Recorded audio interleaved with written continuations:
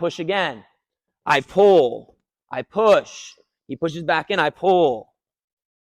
So that's how you use the pushing and pulling motion to get your opponent to be off balance and to help set your shot up.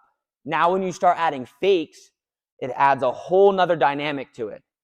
So again, I'm pushing into my opponent. When he pushes back, that's when I can pull and maybe pull and circle. And then if I start adding fakes into it, so say I push and then I add a fake, he steps back, and then I add a pull, it really gets him off balance.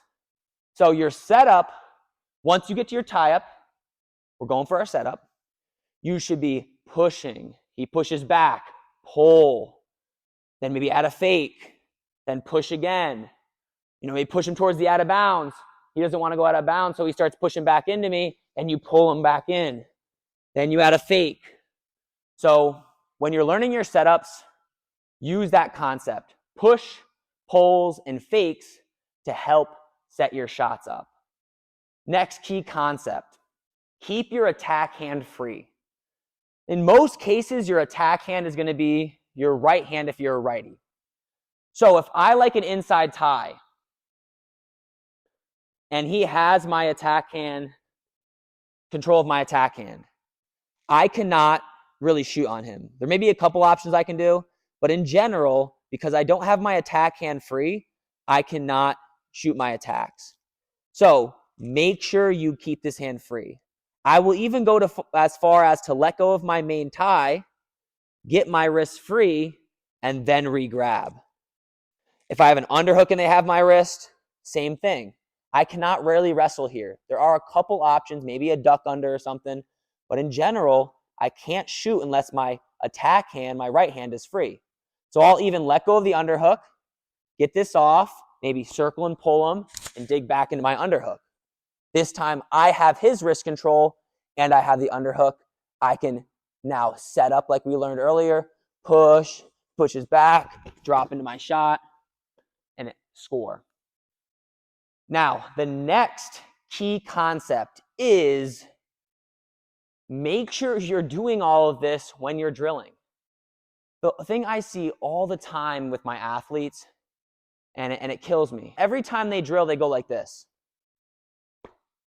They grab their opponent with two hands, they start standing up, my rep, boom, then they move them around. They may look good after that, and they set their shot up and shoot. They never practice the hand fighting. When you wrestle in a match, your opponent steps on the line, you start by not making contact. We start here. So you need to drill the initiation of contact, and you need to drill your hand fighting. So I recommend the first 5 seconds of drilling, you set your shots up and you hand fight. So if it's my rep, and I'm going to do my underhook, this is what it might look like. I'll hit a couple reps, okay? So I'm here. It's my rep. I'm circling. Boom. I'm hand fighting, circling, pushing in a little bit. Might go again. Now watch again. It's my rep. We're starting here. I'm in my stance. I fake. I'm hand fighting in my setup. Oop, missed it that time. We'll go one more time.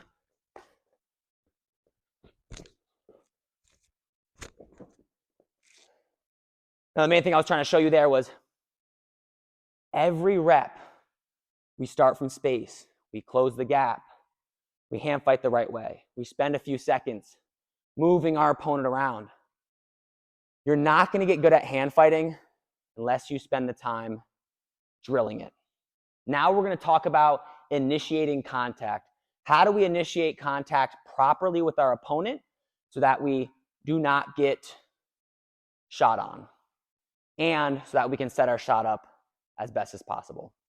So when we step on the line, the first concept we can do is attack low and climb up. So here's what I mean. When I make contact, I can attack low at the wrist. I can do two hands on one, just grab one, and then I can climb up the body. So we're in here. I start attacking low, get the wrist. I climb up, maybe do an inside tie, and now I'm in my hand fighting to whatever tie-up I want. Again, I'm here. I might go here, circle, hand fight, whatever tie-up you want. But you're initiating the tie-up at the wrist. The thing we want to avoid is reaching with both hands at the shoulders, because when I go to do that, they can attack my legs. So one option is grabbing the wrist. Start low, climb high. The second option is attacking with our backhand. So here's what I mean. In general, I don't want to attack with my lead hand. I don't think it's the biggest issue. Just depends on the scenario. So here's what I mean. If I post on the head, it's not that big of a deal. There are some things he can do, but he's so far away from me that it's hard for him to really shoot. So posting on the head with the backhand, I don't think it's the biggest deal. Clubbing gets a little dicey. If I'm clubbing like across like this and I'm closer, he can attack my lead leg. So I'll normally make contact with my backhand, either with a thumb block or with a collar tie. And again, when I'm making contact, I'll actually get low. I'll get lower and make contact low. What I mean is, like, we're at the same level here. I'll get in your stance. We're at the same level here. When I go to make contact, I might lower my level and make contact, get my level below him, just to be extra cautious when I'm making contact. So, concept right now we're working on is making contact with our backhand. Maybe post or club. Then we start our hand fighting. If you like inside tie, club, inside tie. If you like underhook, club, underhook. Could be whatever tie up you want, and that's up to you guys. Like I said earlier, I started hinting at it. Be cautious, right? Start low, make contact. Another thing with being cautious is you do want to be aggressive a lot of times too. Aggression in your tie-up can throw your opponent off. So if I'm cautious and aggressive, so if I'm here, when I make contact, I might be cautious, but still club aggressive. Still grab and move him. Be aggressive. Be cautious that he might shoot, but grab him and move him around. Don't be afraid to whack him hard and pull.